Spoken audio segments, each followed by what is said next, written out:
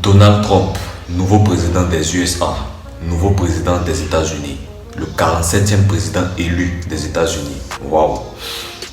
Quel choc, quel parcours, quel secret, quel...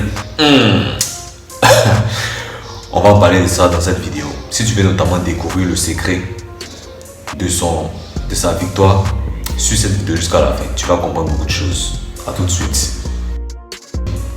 Alors, depuis pas mal de temps, ce sont les élections aux États-Unis d'Amérique. Les États-Unis d'Amérique, un pays en tout cas vraiment attrayant sur le plan touristique, sur le plan politique, sur le plan, vraiment sur tous les plans.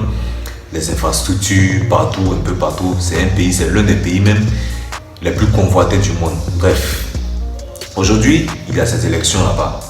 Quand on parle d'élections d'un pays, tous les opposants, tous les partisans, tous ceux qui sont candidats à ces élections-là veulent devenir le président de ce pays afin d'apporter son savoir. Mais vous savez, dans la plupart du temps, ça ne se passe pas toujours comme ça. Beaucoup de personnes viennent avec des arguments vraiment attirants, des arguments vraiment convaincants. Mais une fois sur le terrain, une fois sur place, c'est pas ce qu'on s'attendait, c'est pas ce à quoi on s'attendait au départ.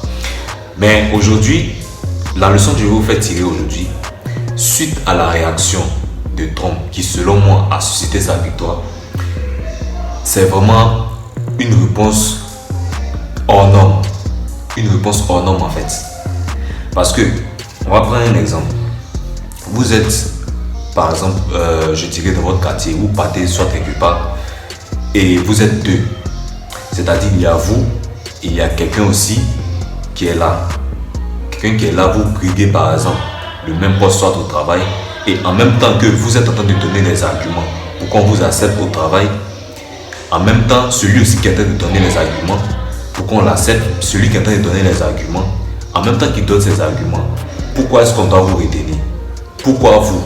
Pendant que lui il est en train de donner des arguments, il profite de cette même occasion-là, en fait, pour vous dénigrer, pour vous insulter, pour vous rabaisser. D'ailleurs, vous ne pouvez pas faire ce travail, d'ailleurs, vous êtes qu'un ordure. Déjà, la question que moi je me pose ici, si vous le faites, qu'est-ce que vous vous reprochez? Pourquoi vous briguez en fait le même poste 7, mais en même temps que vous êtes en train de briguer le poste, vous êtes en train aussi de dénigrer votre adversaire? Pourquoi? Non. Quelqu'un qui a confiance en lui, quelqu'un qui est sûr de ses capacités, ne fait pas cela. Déjà, ça montre le niveau de mindset qui est le vôtre en fait. C'est un peu ça. Et cette réaction-là, beaucoup de personnes ici, vous vivez ça en fait. Vous vivez soit vous êtes quelque part dans votre quartier, vous êtes, je dirais, peu importe. Et quand on vous provoque, quand on vous lance des pics, on s'attend à ce que vous réagissez avec les émotions. Ah non, moi je suis pas comme ça. D'ailleurs, pourquoi tu me dis ça? Je l'ai jamais fait. Non, non, non, non. Certes, il faut réagir, mais de façon classe en fait. Il faut réagir avec classe. Il faut réagir avec différence, montrant que c'est pas le même niveau en fait. C'est ainsi qu'on vous respectera. C'est là où moi j'interviens en fait. La réaction que Trump a eue ici, il n'a pas réagi sur les émotions. Parce que qu'est-ce que toi tu te reproches quand tu traites ton adversaire d'ordure? Ton adversaire et en plus tous les partisans, tous ses partisans et tout le pays. Mon gars, why? Donc c'est ça. Cette élection, pendant cette campagne, on avait 3 éléments clés: Joe Biden, Kamala Harris et Donald Trump. Alors Joe Biden qui a aussi fait son meeting, qui a essayé de convaincre ses partisans, notamment de le voter encore, voilà, il a amené ses arguments, 7. Mais l'erreur qu'il a commise selon moi, pendant qu'il était en train de donner des arguments, pourquoi on doit le voter, pourquoi on doit le réélire, mais pourquoi? Malgré ça, il a quand même encore piétiné l'autre adversaire. Kamala Harris, bon, je ne sais pas si elle a fait une femme aussi sur le plan économique, sur le plan intellectuel, vraiment très posée. Une femme aussi que je respecte beaucoup, très charismatique, professionnelle dans son travail aussi, mais qui finalement n'a pas gagné. D'ailleurs, quand vous voyez les statistiques entre elle et Trump, la victoire est quand même léger en fait. Trump, grâce à son secret, à la façon, le mindset, son sang-froid qu'il a eu, selon moi, a fini par gagner. Parce que quand vous regardez la réaction de Trump après qu'il ait été trotté, après qu'il ait été traité d'ordu, lui et ses partisans, la réaction qu'il a eue, il s'est habillé en fait en quelqu'un qui vraiment ramasse des ordures et il est venu présenter. On nous traite d'ordures, mais je vous dis que 250 millions de personnes ne sont pas des ordures. D'accord? 250 million of people are not garbages. Voilà. Donc, mon message aujourd'hui, c'est ça. C'est là où j'interviens. Quand vous êtes quelque part et vous vous sentez renversé, vous vous sentez piétiné, on vous lance des pics, essayant de susciter une réaction émotionnelle de votre part, l'erreur que vous ne devez pas commettre, vous ne devez pas réagir comme ça. Vous ne devez pas réagir, je dirais, avec les émotions. Parce que là, même quand vous avez raison, vous n'aurez pas raison. C'est un peu ça. Vous allez perdre votre raison ici. Quand vous réagissez avec différence, avec classe, avec splendeur, bah, c'est lui qui dit nous sommes des ordures, mais je vous assure, 250 millions de personnes ne sont pas des ordures.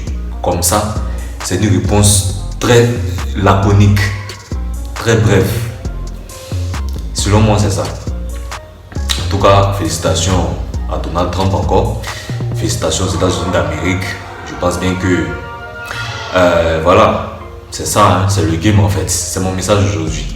C'est là où j'interviens. Donc, respectez-vous. Quand on vous provoque, que ce soit pour un but précis, que ce soit pour quelque chose quelque chose que vous voulez, et cette même personne qui vous provoque veulent aussi la même chose, essayant de vous déstabiliser, ne commettez pas l'erreur de réagir de la même façon que non. Réagissez différemment en fait. Soit vous-même vous ne répondez pas. Comme ça, ça va attirer la curiosité des autres sur vous. Il a quand même dit ça, mais il est quand même resté très calme, très flegmatique, très charismatique. C'est là la carrure, c'est ainsi qu'on voit votre charisme, votre niveau d'état d'esprit, en fait, votre mindset. C'est comme ça que vous allez attirer le regard des autres sur vous. Mais telle personne, il a dit, vous n'avez pas réagi. Qu'est-ce que vous dites de ça? Quand vous réagissez différemment, c'est un peu ça. C'est le secret qui est là. Si Trump avait réagi sur les émotions, je ne pense pas que Trump serait réélu. Hein. Effectivement, non. Donc, selon moi, c'est ça. Respectez-vous. Quand vous remarquez, quand vous repérez quelqu'un qui soit disant être votre ennemi, qui fait tout pour vous déstabiliser, comment le maîtriser sans le combattre? C'est dans ces petites choses. Quand il vous attaque, il vous donne des réactions, il s'attend à ce que vous réagissez de façon émotive. Vraiment réagissez avec calme, classe, avec fair play en fait. Donc, pour le maîtriser sans le combattre, c'est comme ça. Montrez le niveau, montrez la différence. Voilà, en habillement, en beauté, en charisme, en niveau intellectuel, en culture. Déjà, tout est là, tout est clair. J'espère que vous allez super bien. Je vous souhaite une excellente journée ou une excellente soirée, selon notamment vos différentes positions géographiques. On se dit à très vite pour une prochaine vidéo. Allez, ciao!